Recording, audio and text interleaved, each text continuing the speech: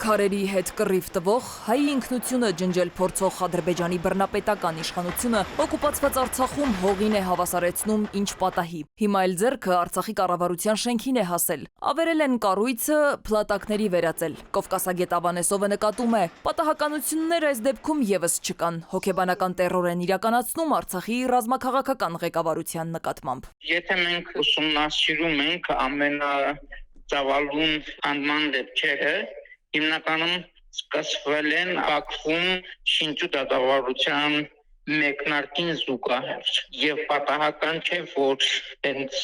դատական գործընթացին զուգահեռ տեսանք կառավարության շենքի քանդումը։ Իրենք ունեն իրենց ծրագիրը եւ այդ ծրագիրը ակնհայտ է հայկական տարածքների բռնազավթում, հայկական տարածքների տիրում, հայկական հետքի վերացում, սա է եւ դա իրականացնում է։ Հային ու հայկական հետքը ոչնչացնող այս քաղաքականությունը նոր բան չէ, շարունակում է արցախցի քաղաքական գործիչը։ Նույն դաժան ձեռագիրը կիրառվել է նաեւ Նախիջևանում Ջուղայի խաչքարերի ոչնչացման ժամանակ։ Խաչքարերը ոչնչացնում, հուշարձանները մանավանդ ազատամարտի հետ կապված բոլոր հուշարձանները, հայնական պատերազմի, այսինքն այդպես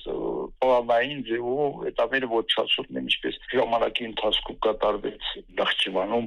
եւ Նախճիվանի վերջին խաչքարերը Ջուղայի այս վերջին ժամանակահատվածում ոչնչացրեցին։ Դեռ ամիսներ առաջ թշնամին Արցախի կառավարության շենքից հեռացրեց Արցախի զինանշանը, քանդեց նաեւ ազգային ժողովի շենքը, բնակելի եւ պատմական թաղամասեր։ Թե ինչի են վերածում մեր պատմական հայրենիքը, սցենարները շատ տարբեր են։ Ցանկություն ունեն հիմնովին քանդած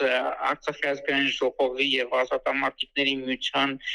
շենքերի փոխարեն կոնգրես կենտրոն ստեղծել, ընդ որում հիմնարկելքը արվել է հենց Ադրբեջանի նախագահի կողմից։ Նույնիսկ ադրբեջանցիները չեն ցանկանում գալ ու վերաբնակվել Արցախում, որովհետև վստահ են, հայը վերադառնալու է իր պատմական հայրենիք, ասում է արցախցի քաղաքական գործիչը։ Իրենք էլ քաջ գիտակցում են, որ վաղ թե ուշ այդ տարածքներին մենք վերցնելու ենք, ինչպես ասում են, ինչ գնով ուզում են, այսինքն այսօր լինի, վաղը չլինի, մյուս օր լինի, իհարկե դա լինելու է, ուղղակի կարծում եմ ժամանակի հարց է, մենք հաստատում կկանգնենք ոտքի վրա, այդ հարցերը իհարկե կլուծվի, որովհետև չեմ կարծում, որ 3000 տարի շարունակ